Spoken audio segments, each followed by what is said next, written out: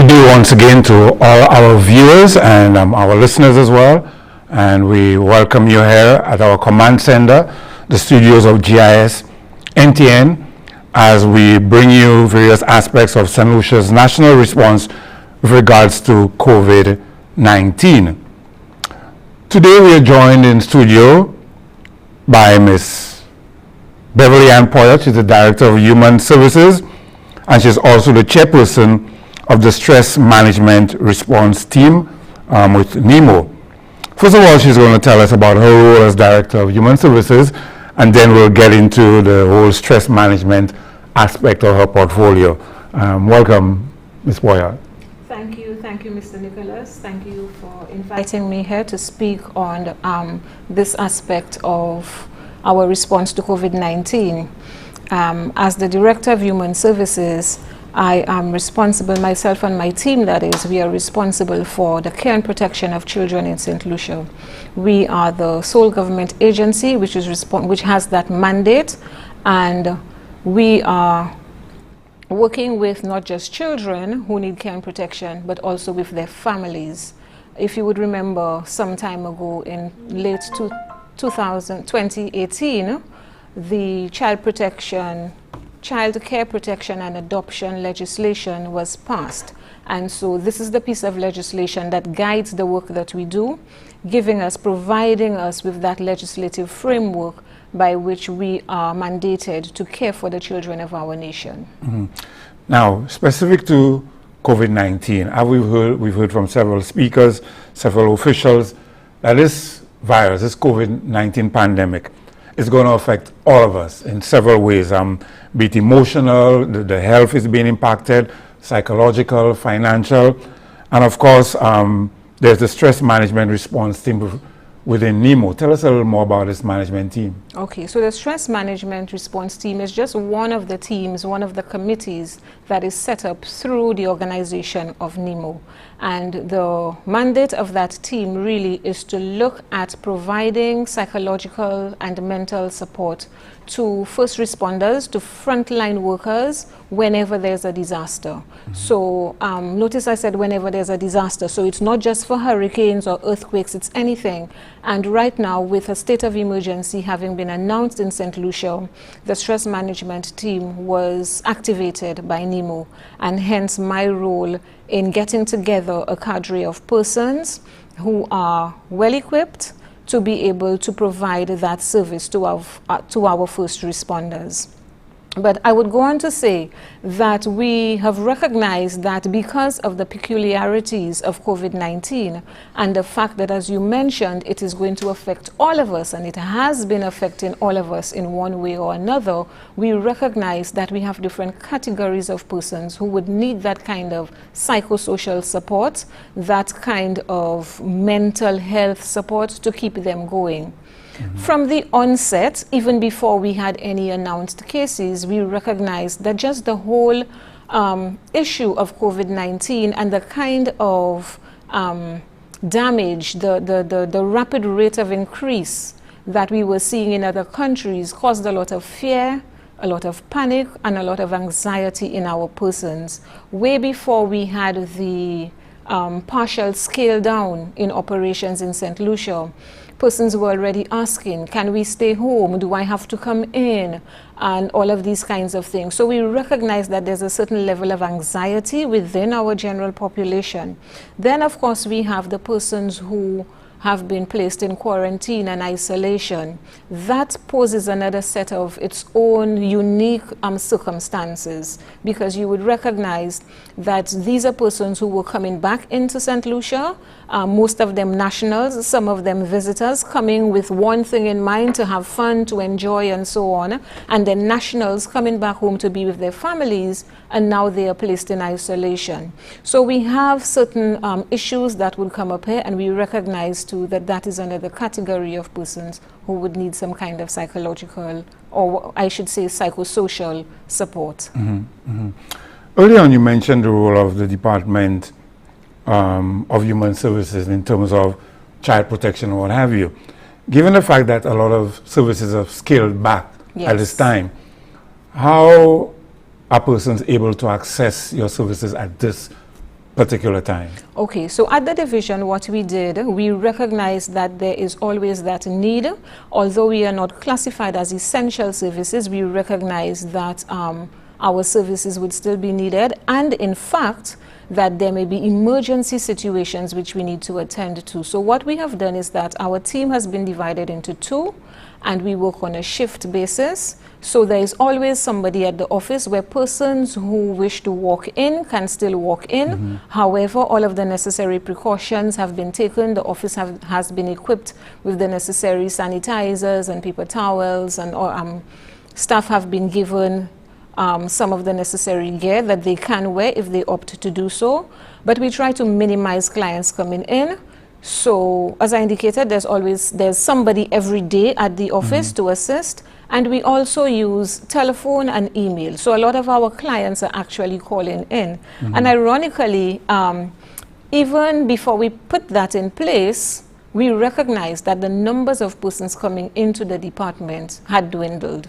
So persons on their own recognize that the protocols that were put in place, they were already starting to adhere to some of those protocols. So the division still remains accessible to persons who want to either make a report or follow up on a case. And I'm aware also that you do have field officers serving different zones, different areas. Are those still active right now? The field officers are active via phone, again, because of the concerns that people have and the issues of contact.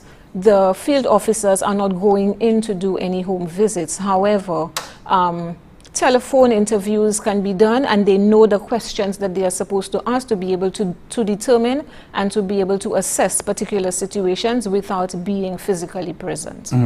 Okay, so let's go back to the psychosocial work that you do. Just break it down a bit for the average person, because sometimes persons may be going through certain emotions at this time, facing, the COVID-19 or what have you, and kind of unsure as to what emotions, what exactly they're going through. So just take us through your whole psychosocial. How do you analyze it? How do you... Okay, so I'll start with, say, the group of persons who were in quarantine and isolation. As I indicated, they were coming into St. Lucia for various reasons, and now they have 14 days to remain in isolation, to remain by themselves. There could be issues of anxiety, persons who are not normally alone, persons who live in large families, persons who have other relatives that they live with, partners at home, and so on. So just the whole idea of being by themselves can be something that is very frightening for some persons. Then you have persons who may have elderly parents at home. And they're concerned about their elderly parents. They might be the primary caregiver, and they are not there to provide that service. You have persons who have children, and their children are away from them. Children were left in the care of somebody else, and that poses another concern. Then you have persons who, for one reason or another, are concerned about their work situation, not reporting for duty, who coming back home, and so that is a concern for them. So there are a myriad of issues that people would have concerns about.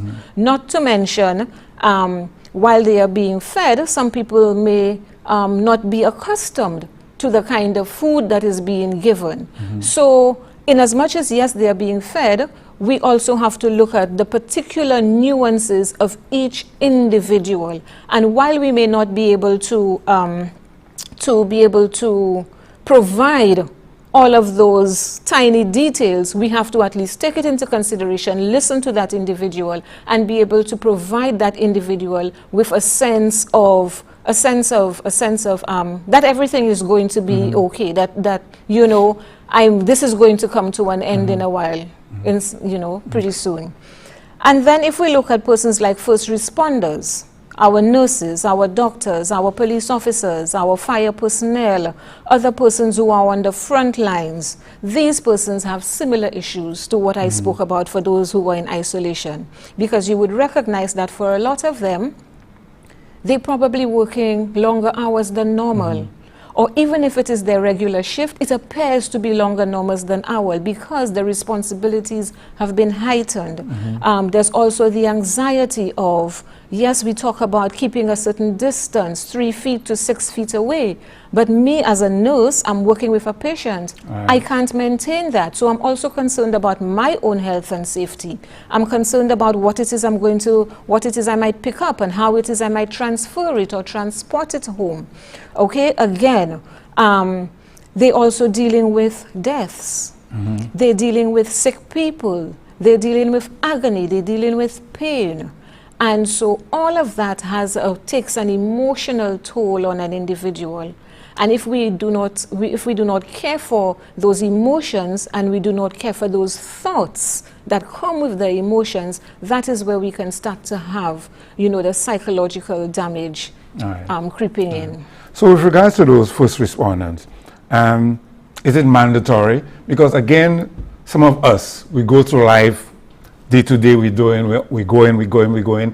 and we may not necessarily recognize that we have those issues, or we need to be debriefed, or we need that downtime. Yes. So is there something in place that would say, well, after X amount of hours, our nurses, our doctors, our policemen, those first responders need to be debriefed? Is anything in place with regards to that? We do not have it so as structured as to have it done every a certain number of hours. But what we are currently putting in place is a system whereby we want to set up some centers around the island and create a schedule so that persons who require debriefing, persons who require that kind of assistance can either go in.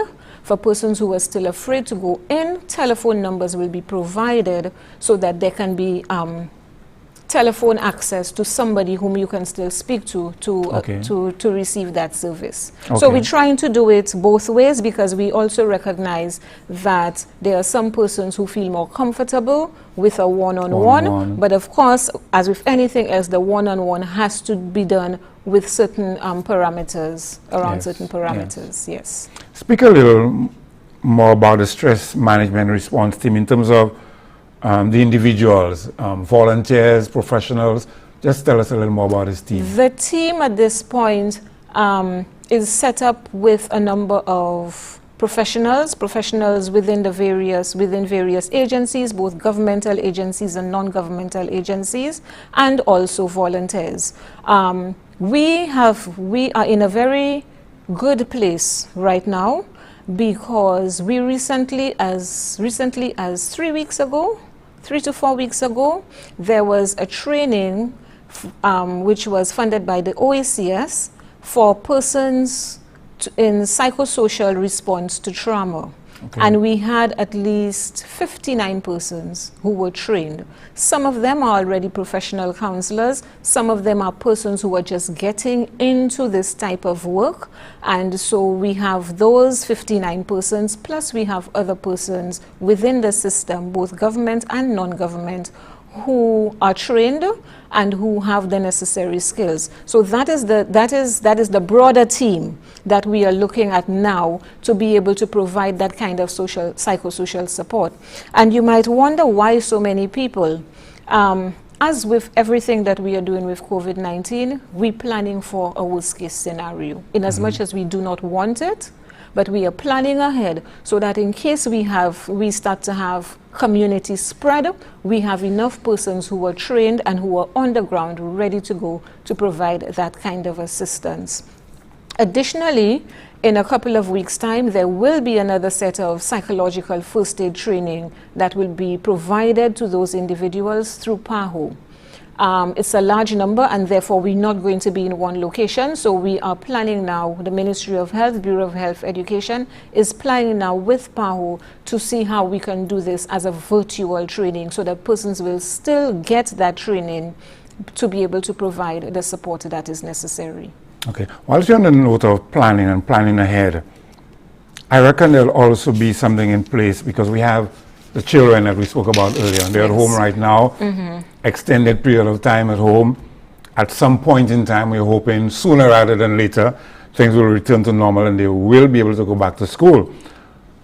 In the planning structure, will there be something in place that these debriefings will happen within the school structure as well to provide that sort of support mechanism for those children when they return to school at some point? When they return to school. This is something that we can definitely, To be honest, I had not thought about when they return to school, but I think this is something that we can definitely take on board. We have the school counseling team, which is ready and available, and so this is definitely something I think that we can work on. However, you spoke of the children. One of the things that we are also looking into doing is to provide a separate line that children only can call for any issues that they have, not necessarily an issue of child protection, but maybe just an issue that I'm at home and I'm feeling bored.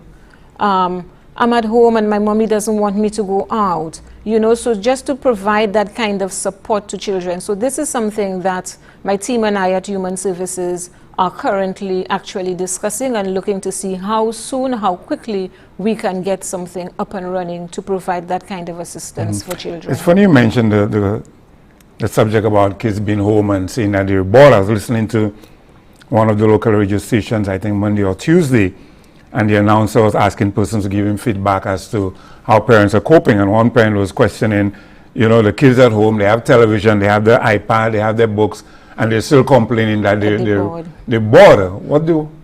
How do you reconcile that? You as a parent, as a social worker? Yes. The thing about children is that children are social beings.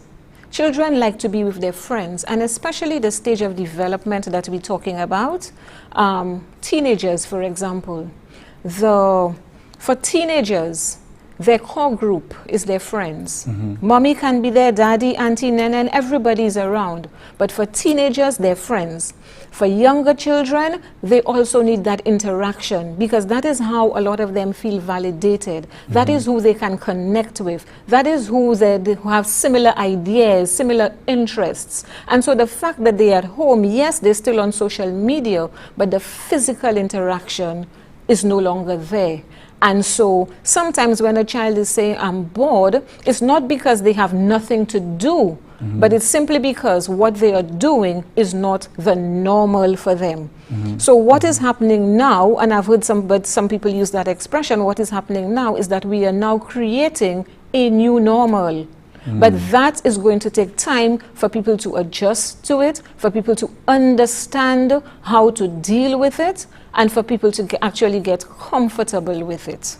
I mean, a simple thing as on a morning, you walk into the office and everybody's in the office and you greet everybody. Right. Because a lot of offices now are either closed or have minimum staff, you walk in and the office is bare. Yes. And you as an adult, as a professional, you walk in and you wonder, where's everybody? And it takes you 2 seconds to flip and think, some people are in, some people are working at home, and that kind of thing. So can you just imagine for a child whose whole routine and schedule has changed, and they have to adapt to that. They have to do things differently.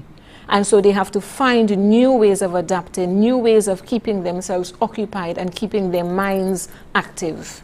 And I think it's important at this time at some point in time, we need to point parents in the right direction, resource material, provide them with the advice and the support. Because like you said, this is the new normal.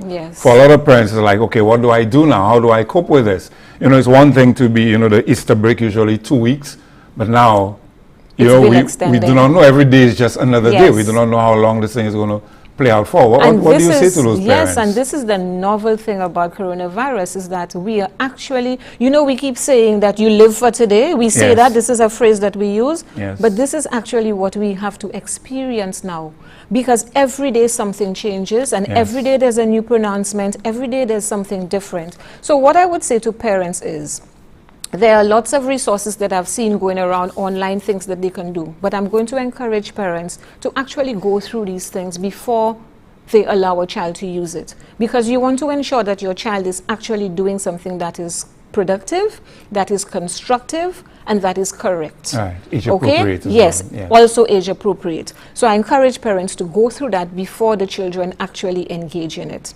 Parents themselves can form support groups within a family, within a community, within maybe an organization. Okay, form support groups, and they can share ideas as to what it is that works for them as a parent and share that with other parents. Okay, that's the whole sense of community that we talk about. So we do not have the physical community right now, but we can create that online community. So you share with other parents what works for you. Okay, and another parent may decide to try it, and in that way you now have not just one activity or one thing that you can do, but you have several that could possibly work for you. And I was also reading somewhere that parents should not make those children feel that they're being a burden, particularly at this time. Yes, definitely, definitely. That this time should really be used as a time where people connect emotionally. Because on a day-to-day basis, it's just so fast-paced, people going in and out, schedules clashing, parents who work in particular industries don't have time to spend with their parents. So use this time now to actually get to know each other, actually get to understand, you know, what something as simple as, what is my child's favorite color? What does my child like to do? You know, things like reading a book. And is it just about reading a book? Or is it reading a book and doing a book report? Right. The book report can be written, it can be verbal. What is the benefit of doing that? It enhances the child's writing skills. It enhances the child's assessment skills, because the child now has to think of the book that I read and to verbalize what it is that I read. So you are actually teaching certain skills through a simple process as that. And if people recognize that, then it doesn't become a chore, but rather it becomes a fun activity. If you think about young children, they can't read, but they look at a book and they tell you a story. Why? Yes. Because they use their imagination based on the pictures that they see. Yes. Okay, so we can do something similar, and of course you tailor it to the age of the particular child that you're working with. And what we're discussing is very important, the psychosocial work, because whilst we've been hearing that COVID-19 is afflicting and affecting more the elderly and persons with underlying health issues, again, as I mentioned earlier on, this COVID-19, maybe not the virus itself, but the pandemic that it has created is impacting and affecting every single one of us. It's touching our lives in different ways, in negative ways, and the children, even if they may not contract the virus, but they're also in a special vulnerable group themselves. Yes. Also looking at you're talking about the situation, some children, the schools, that was their safe place to go, their safe haven. Now they're at home, we know of all the issues we've had. You know, you've been involved in human services for a number of years. You know of all the issues that our young people and our children have been faced with. So now they're in those homes where they were not feeling safe in the first place. So again, this pandemic have created a new reality for them, and even for us, or those persons involved in social work, to deal with. Yes, definitely, definitely. And it's something that we have already started to discuss in terms of when things get back to being more normal, what we knew to be normal. These are some of the areas that we're going to have to look at in terms of actually debriefing, if you want to call it that, persons on that entire experience. So the debriefings and the psychosocial support that we are talking about right now is for persons who are actually experiencing things in the present, okay? And getting them to actually focus on themselves. And if we're talking about first responders, they are focusing on everybody else right now. Yes. So we want to bring them back to center to focus on themselves. And so what you spoke of, in the longer term, okay, we still have to continue along that same vein, but with a slight twist to look at how did this impact you, and how is that now going to affect your current situation. Yes. So that is something that we also have to put as part of our plan. Yes. Have you seen over the years persons in St. Lucia being more open, being more aware to opening up themselves to getting counseling and receiving? Because for many of us, you know, it is we resist having counseling. We see that for some crazy person or some of us who may appear to be quite normal, going through that, you know, psychological. Okay, let me give you just a little scenario. if you have a death in your family, yeah? Yes. How does that affect you? Somebody close, how does that affect you? Do your emotions remain the same? There's grief, there's loss, Yes. there's sadness. The neighbor comes to visit, you may smile, you may laugh. So there's a range of emotions Yes. for a death, okay? An elderly person who's sick goes to hospital. How does that affect you? And these are normal, everyday occurrences. Yes. A vehicular accident, normal, everyday occurrences. So can you imagine this pandemic with all of the unknowns, how it would affect people? So you have all of those normal emotions, the anxiety, the fear, maybe guilt.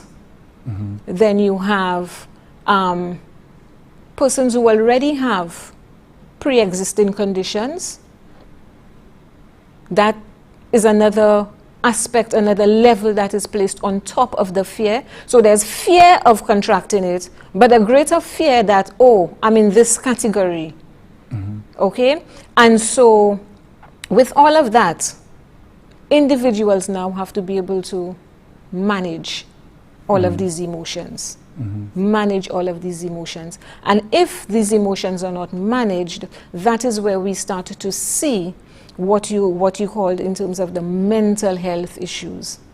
Okay, so for now it's just emotions and it's thoughts and it's feelings and all of these kinds of things. But if that is not dealt with, then we can have the longer term mental health issues. You spoke about the stigma. There is still some stigma about counseling and debriefing. However, we have noticed that it's getting less, it's getting better. We actually have people who are calling. We've had some calls already for persons who want that kind of support, who want that kind of service. As a matter of fact, today is Friday. On Wednesday, we started providing some service for the persons who are in quarantine.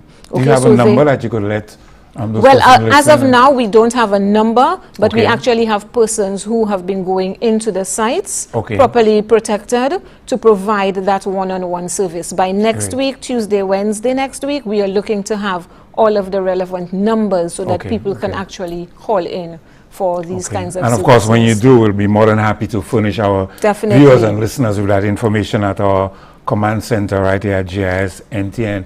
Just speak a word of, before we leave, just speak a word of reassurance to our viewers, our listeners, that there are structures in place, because very often, you know, we see those things in the more developed countries and persons are not aware of what exists right here in St. Lucia. Just speak a word of reassurance to our listeners, to our viewers who may be wondering, who may have questions, that there are things in place. Okay, so we are still in the planning stages. I must be honest with you, we are still in the planning stages. However, we do have some resources that are already available.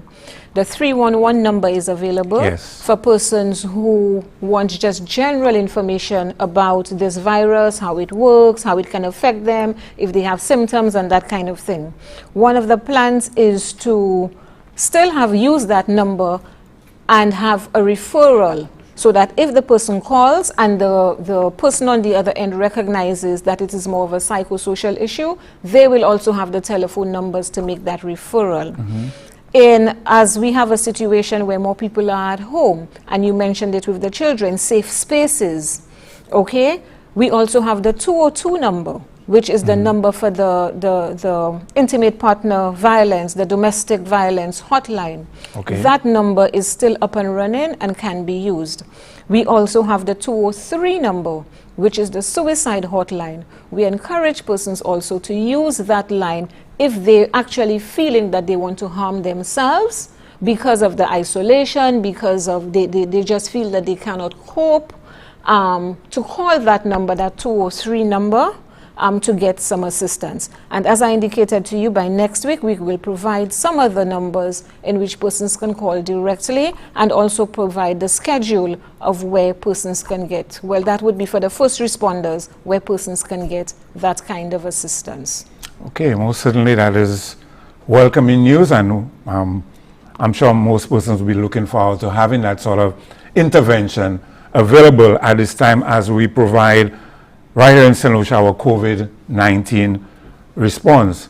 Well, let me just thank you, Ms. Beverly-Ann Poyotte, Director of Human Services, and also Chairperson of the Stress Management Response Team, NEMO, for joining us here at our Command Center, GIS NTN, and providing our listeners and viewers with the relevant information with regards to psychosocial work, and there being a structure in place for providing support for those who may require that support at this very, very crucial time.